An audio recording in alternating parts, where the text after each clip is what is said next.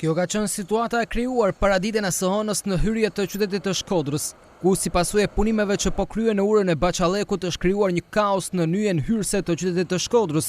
Për minutat e tëra, drejtuesit e automjeteve kanë qenë të detyruar të presin në mes të temperaturave të larta, një situatë e cila i kalon kushtet edhe të normales.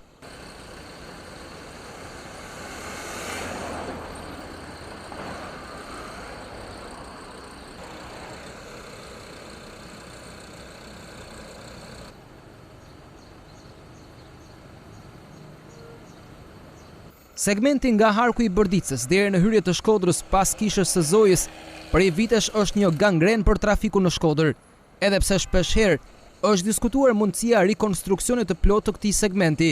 Ajo çfarë shihet dhe me çfarë përballen drejtuesit e automjeteve është e qartë. Edhe këtë sezon, ato do të vuajnë për të hyrë apo për të dalë nga Shkodra.